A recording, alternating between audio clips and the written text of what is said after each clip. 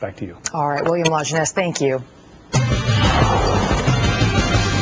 Well, are you extraordinary?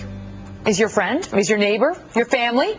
If so, you could win $10,000 and another $5,000 for the charity of your choice.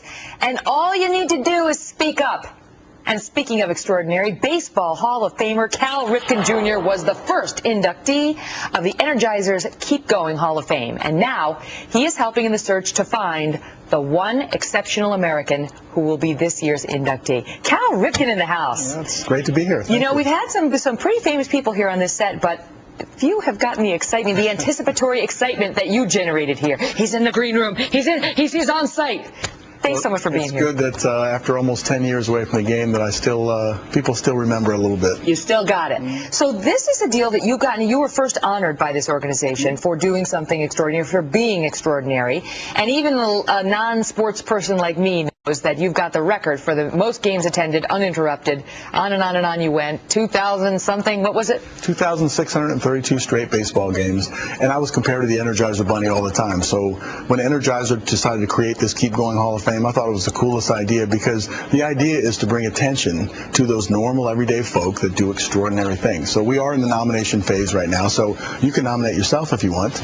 I understand that you're kind of an Energizer Bunny when it comes to being on the air as well. But if you know someone like the Energizer Bunny that has that never quit attitude, just go on energizer.com/Hall of Fame and tell us why, and you could win $10,000. And you don't have to be like an international sports hero like you. I mean, last year's winner was named Dee Mills, and she's a Gold Star mom. She lost her son in the war in Iraq. And she started this organization that helps pay for postage for care packages that get sent over to our men and women in uniform. The year before, it was a guy named Ron Bachman who lost both of his legs when he was 4 years old and went on to counsel and do all sorts of things for people who have disabilities and to help kids even who don't have disabilities understand the power of believing you can. So it really just has to be somebody who is inspirational. Well, I think we all know somebody like that, and you kind of look at them. If they remind you of what the Energizer Bunny represents, then just tell us about them. And again, it is a great way to elevate some of those good people in the community that otherwise don't get that sort of attention. Melanie Goldish was 3 years ago, and she started an organization called Super Sibs.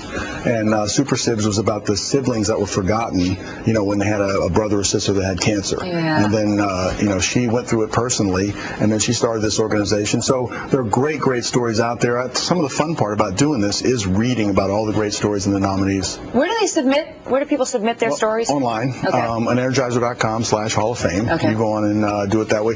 We'll reduce it down to about 100, and then there'll be 10 picked from there, and then there'll be a voting online. So it's almost like a little campaign that Melanie was really active in getting all her friends to vote for. Now, here's what I want to ask you, Cal. Speaking of Energizer Bunny-like energy, your attendance streak ended at 2,632 games when you voluntarily removed your name from the lineup for the final Baltimore Orioles home game in 1998. Why did you do that? What ended the streak? I was tired. No, I mean, I always approach the game as a sense of responsibility to your teammates. And so 162 games is a long season, but still, whether you play 150, 155, or 162, you're still going to play days when you're under the weather.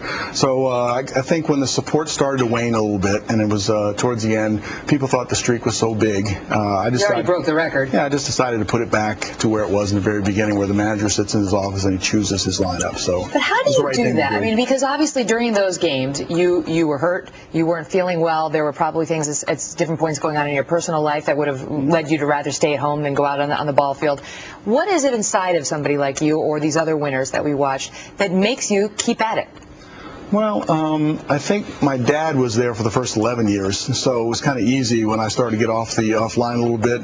I wanted to make my dad proud, number one, so he was sitting there watching over me. But in the end, it is just a sense of responsibility, and it is something that once you do it once you know how to play 162 and you finish strong, you know it's in your ability to do it. Yeah. And so once you've done it, I've had some of my best days when I had the least expectations, and so you always remember that in a positive way that pushes you forward. I think about this in the context of kids out there, because obviously you are a hero and a role model to a lot of children, and kids who don't want to go to school because they're getting bullied or because they're not doing well or they feel like they don't fit in. And you know how it is. Kids don't want to go. Then they say to their parents, I don't want to go.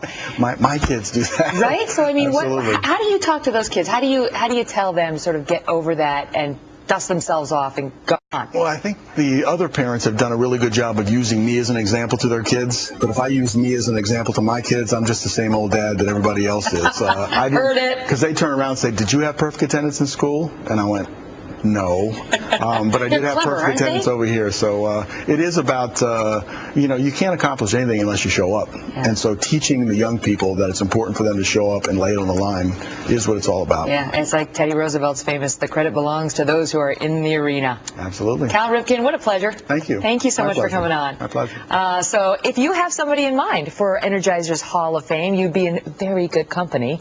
You can go to our website at foxnews.com/AmericaLive, and there you will find a link where you can submit your candidate for this year's inductee. What a cool crowd to be a part of.